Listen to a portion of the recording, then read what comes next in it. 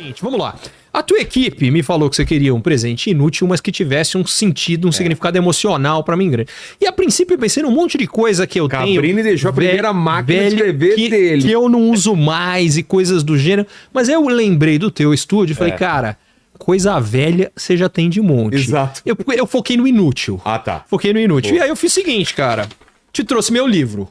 Não tem nada mais inútil do que um livro. Quando eu escrevi, eu tinha a imaginação e a pretensão de que eu conseguiria ajudar, quem sabe, quem cuida de política econômica no Brasil a não cometer os mesmos erros do passado. Hoje eu sei que isso não acontece, foi inútil. O que eu não sabia, inclusive, é que não iam só fazer os mesmos erros no Brasil, mas que até nos Estados Unidos, o Trump acho que leu o manual. Então tem parte dos erros que o nosso governo repete no Brasil e tem parte agora que os gringos, parece que o Trump está tentando transformar os Estados Unidos em Brasil. E chama Depois da Tempestade, tem o rosto da Dilma aqui. E essa tempestade, o que aconteceu depois da tempestade? Muito mais tempestade.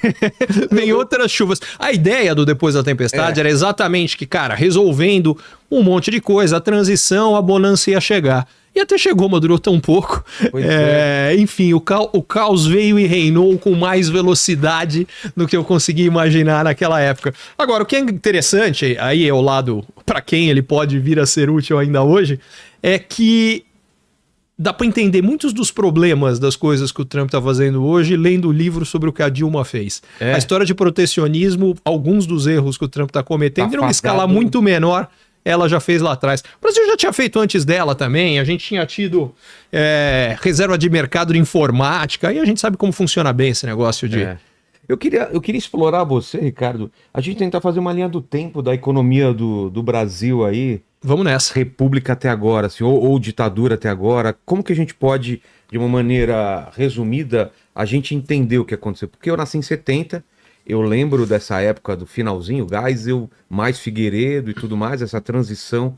O que mudou de lá para cá? Como que a gente pode ir de lá de trás e vir buscando?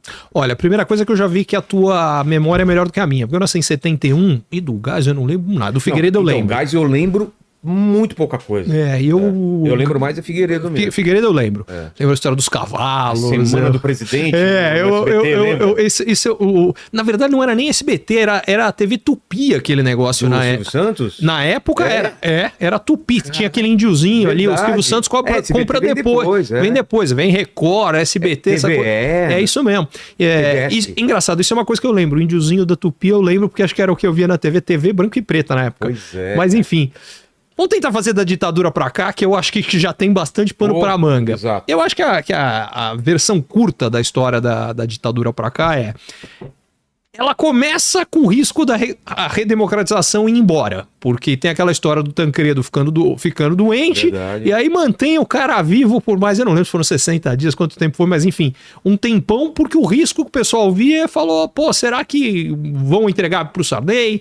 Será que o Sarney, que vinha antes da Arena lá atrás, será que ele vai deixar essa redemocratização? Então teve um monte de preocupação, mas a democracia veio. Mas junto com ela, cara, a inflação comeu solta. Então, porque na época a gente tinha algo que hoje... Como que os militares entregaram pra gente?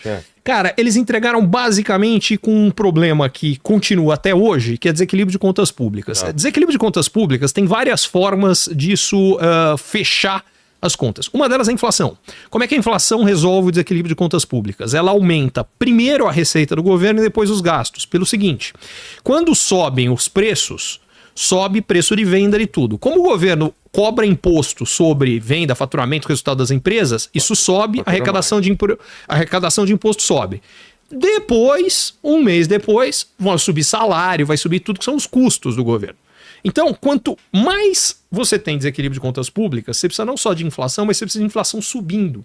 A inflação tem que estar cada vez mais alta para a conta fechar. É como a gente fechava até o Plano Real. Quando chegou no Plano Real, o jogo mudou. Porque a inflação despenca, você não consegue mais usar a inflação para conseguir segurar o crescimento dos gastos. Se os gastos continuam subindo, e no começo do Plano Real, do começo do governo do Fernando Henrique, eles continuaram a subir, o jeito de fechar a conta era outro, aumenta imposto. Então, de lá para cá, a carga tributária brasileira dobrou. Se for pegar do início do governo Fernando Henrique para cá, a gente pagou o dobro de imposto do que a gente pagava antes. Então, você resolveu o aumento de gasto que não parou, aumentando imposto. Chegou num ponto, o Brasil hoje é, de todos os países emergentes, são 165, o que mais cobra imposto no mundo. Minto, ele é o terceiro que mais cobra imposto, mas ele é o primeiro que mais gasta. E aí como é que você pode gastar mais do que você cobra imposto? Só tem um jeito, aumentando a dívida. É igualzinho a nossa família ou qualquer empresa. Se você gasta mais do que você ganha, só tem um jeito de pagar a diferença. Ficando endividado, cada vez maior. A dívida do Brasil fica grande. Essa dívida é com quem? Com todo mundo. Qualquer um que tem dinheiro em banco, no final das contas, está lastreado na dívida pública, que é onde o governo emite a dívida, os bancos, às vezes, diretamente ou indiretamente, têm isso no seu balanço. Tá. Então, uma das coisas que o pessoal fala, não, então a solução é não pagar a dívida. Se não pagar a dívida, quebra todo mundo. E perde a confiança. Exatamente, vai jogar a gente no buraco. Então esse negócio não funciona. Mas na origem disso tudo, o grande desequilíbrio que vem desde o governo militar e nunca foi resolvido o Brasil criou um regime que a gente acha que o governo vai gerar desenvolvimento. E aí o governo do Brasil gasta um dinheiro que ele não tem. Gasta demais e cada vez mais. E tem algumas regras que fazem isso acontecer. Por exemplo, uma delas é o nosso regime de previdência. Qual é o problema do nosso regime de previdência? É que não combinaram com a demografia. O que significa essa história? Cada vez nasce menos gente. É fácil, qualquer um que está assistindo a gente para pensar quantos irmãos tem o seu avô e pensa quantos filhos, e aí você vai ver que o número está diminuindo. A tal da pirâmide, né? Exatamente. Então é menos gente trabalhando para pagar mais gente aposentada. Vou te dar um número, de 87 até, essa projeção é de 2035. O número de aposentados do Brasil vai aumentar 650%. O número de pessoas em idade de trabalho vai aumentar 65%. Nossa. Então você fala, cara, então vai ter 1,6 para pagar por 7,5. Essa conta não tem como fechar. Não vai fechar nunca. Como é que a gente está fechando? A gente tira dinheiro que antes ia para saúde, para educação, para infraestrutura e usa para pagar o buraco da Previdência, que esse ano o gasto de Previdência, só considerando o governo federal, a União, vai dar R$1 trilhão. Aí dá uma ideia. Eu vi você dando um exemplo legal, que é, se você tem R$10, você vai gastar 9 com seu pai e 1 com seu filho, não é isso? Essa história é chocante. A história é o seguinte... Isso aí foi um estudo que eu fiz faz bastante tempo, mas eu acho que os números agora devem ser piores ainda. Isso aqui faz uns 10 anos, porque eu lembro que foi na época da Copa, e eu lembro que eu fiz Copa Copa aqui, exatamente, foi 14, né? 14 ou 16, agora eu misturei com a Olimpíada. 14, exatamente, Olimpíada, né? Que foi 16. Eu fiz uma brincadeira com um coreano, porque a comparação que eu fiz foi o seguinte: na época, a Coreia, se você for pegar o gasto do governo e dividir em 3 grupos que se beneficiam do gasto.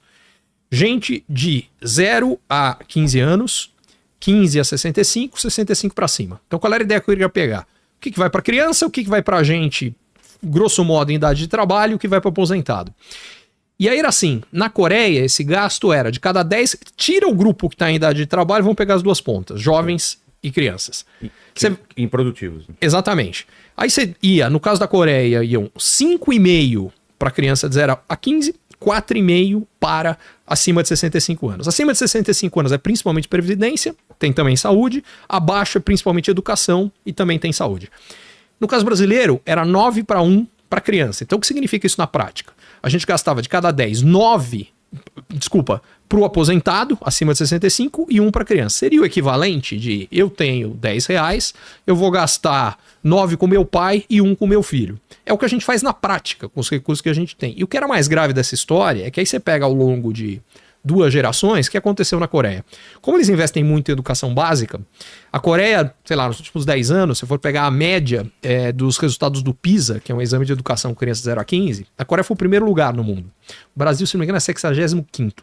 Como a educação na Coreia é boa, uma geração depois, essa molecada que foi boa para a escola, fez com que as universidades coreanas se tornaram número 1 em mercado emergente. Uma geração depois, você tem boa universidade, você tem gente bem formada, você tem pesquisa, tem um monte de coisa. A Coreia vira líder nas indústrias de ponta. Na época, automóvel, você tinha Hyundai, Kia.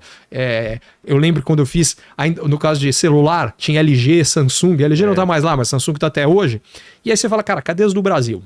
Não tem, porque a gente está investindo no passado e não no futuro. E o resultado dessa brincadeira é...